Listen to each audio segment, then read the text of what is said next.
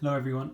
So we're on variables now in our Planet Maths, and variables will be very similar to a lot of the type of stuff in maths you'll be doing next year in secondary school. It's also called algebra. And the way I always think about algebra is two sides of a scale, okay, that you want to balance. So there's the equals in the middle, and you always want to have the left side of the sum and the right side of the sum equals. Now yesterday, and you were working on part A, B and C, and for part A, and I'll post these answers later, it's basically something plus 11 equals 25. So I think we'll all know that that's going to be 14 plus 11 is 25.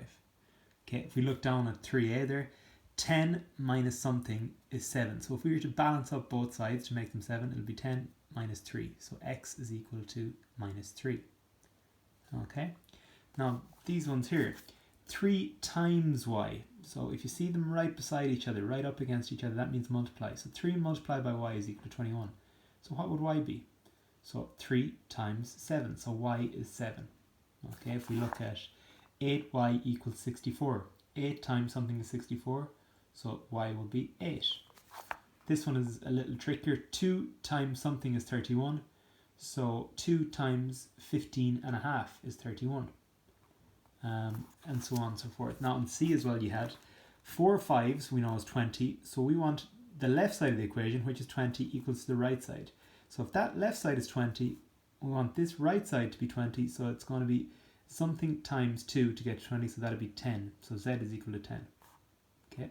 Looking at 2A, again, one side of the equation, 15 times 2 is 30, so 10 times something will give us 30, so Z is equal to 3. Okay, and again this one, 3a, 10 times 10 we know is 100. So 4 times z, or 4 times something gives us 100, so that must be, z must be 25. Does that make sense? I think you should all have had a decent whack at those anyway. Just looking at this one as well, it's a nice one. 9 2s, we know are 18. So something times 6 is 18, so we know z is going to be equal to 3. I'll post those answers later, but I think we all should have managed those. Now today we have D and E, which are again quite similar. Okay, this time they're for D is divide. So something divided by 5 is 11, and I always think in reverse. So if something divided by 5 is 11, I go 5 11s are 55. So there's my answer. 55 divided by 5 is 11. Same thing with B. Something divided by 4 is equal to 6. So we need to work backwards and go 6 4s are 24. So yeah, 24 divided by 4 is equal to 6. Same thing with this one. Something divided by 7 is equal to 1. So y divided by 7 equals 1. So we work in reverse. 7 1s are 7. So 7 divided by 7 is equal to 1. Okay. And for these ones, they might look a little different. But that just means divide again. Y divided by 3 is equal to 8. So something divided by 3 will give us 8. So again, I flip it. I go in reverse. So 8 3s are 24. Yeah. So 24 divided by 3 will be equal to 8. So y is 24. Same thing here. Or maybe not so much that one, but same thing here. Something divided by 12 is equal to 7. So I flip it. I go in reverse. 12 sevens are, quick maths, Mr. Rounds, 84. So 84 divided by 12 is equal to 7. Likewise here. Something divided by 5 is equal to 14. So I flip it. Go in reverse. 5 14s are, quick maths, Mr. Rounds, and 70, isn't it? Am I right? Yeah, 5 14s. So 70 divided by 5 is equal to 14. So y is equal to 70.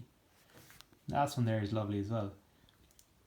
Something divided by 1 is equal to 17. So I flip it, go in reverse. 17 times 1 is equal to 17. So 17 divided by 1 is equal to 17, which is correct.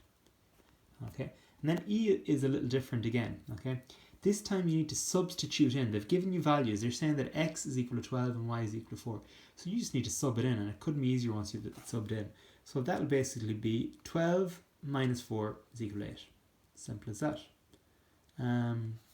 This one would be 12 divided by 4, and 12 divided by 4 is 3.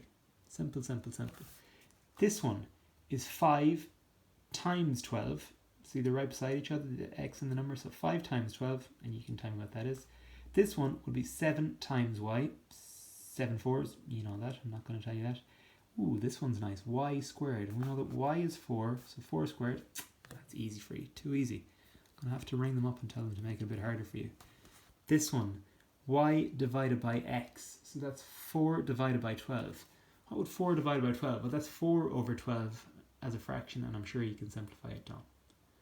So give it a go, guys. Please get in touch if there's any problems. I'll post the answers later. I can make more videos. I can make a video of any little one that you had any trouble with, no problem at all, and send it off to you. I'll have it done in jig time. But you gotta let me know, okay? So give it your best go. And this is just a flavour. Don't worry about it too much, because you'll focus on it a lot more next year, and you'll learn even better ways to do them next year. But just a flavour